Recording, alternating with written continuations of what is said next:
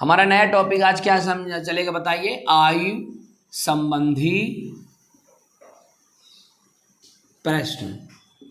चाहे वो किसी भी एग्जाम के लिए हो, एसएससी हो, बैंक हो, रेलवे हो, जो भी हो, सब में ये आता है। तो हम लोग ये यहाँ पे ये देखेंगे कि आयु को हम हमेशा वर्तमान से रिलेट करेंगे। क्या करेंगे?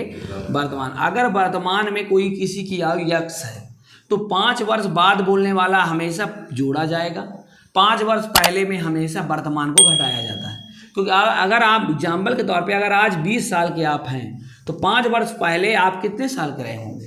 15 रहा होगा। पहले बोला ना मैंने, तो पहले में आप माइनस करोगे। क्या करोगे?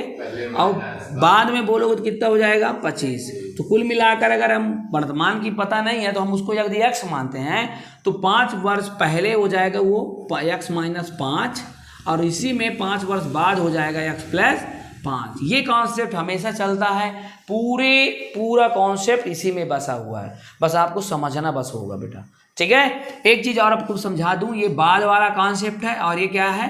पहले वाला। क्या है ये? बाद वाला। ये क्या है? पहले वाला। ये आपको दोनों में ध्यान रखना पड़ेगा। साथ ही साथ और चीज़ें ध्यान रखना है। जैसे मैं कह दूं कि राम और श्याम की आयु का योगफल 50 है, तो अब मानना कैसे है, मानने का तरीका कैसा है? तो देखिए, राम और श्याम की नया आयु है 50 है। राम और श्याम की आयु क्या है? मान लीजिए 50 है। तो 50 है तो एक को यदि एक्स मानोगे, किसी एक को तो एक्स मानना पड़ेगा, तो दूसरा ऑटोमेटिक 50 माइनस एक्स हो जाएगा। क्यों हो जाएगा? क्योंकि भैया अगर एक एक्स है तो दूसरा उससे घटा दे तो दूसरा वाला ऑटोमेटिक निकल जाएगा।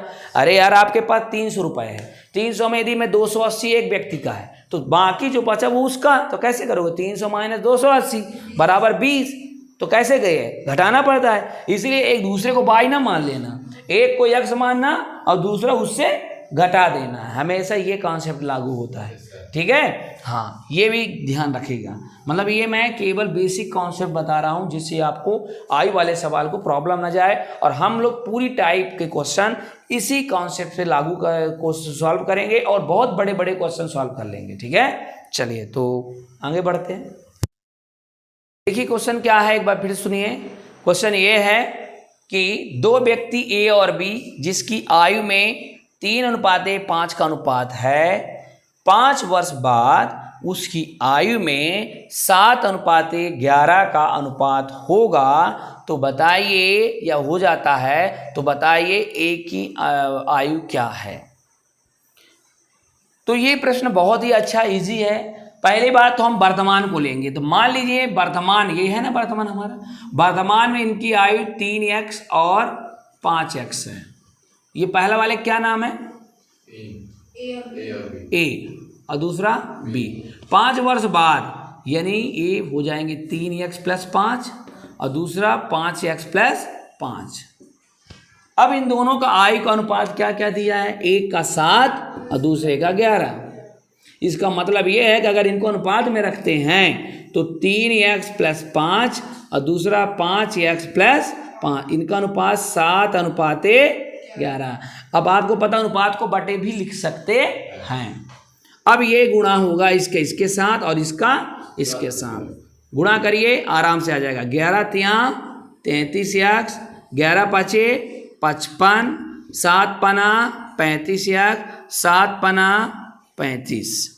आप यहाँ लेके जाएंगे इसको तो 33x माइनस 35x बराबर 35, इधर आएगा तो माइनस 55।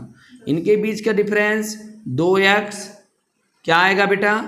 2x माइनस में, और इनके बीच का डिफरेंस माइनस 20 होगा।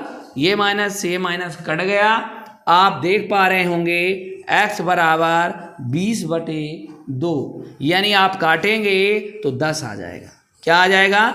10। तो a का अनुपात पूछा था, a का वर्तमान आयु तो हमने यही माना है। तो ये बताइए 3 × 10 कर दें तो क्या आ जाएगा? 30 वर्ष। तो कितने वर्ष का है ये? 30 वर्ष का है। समझ में आया कि नहीं आया? आ गया होगा, ठीक है।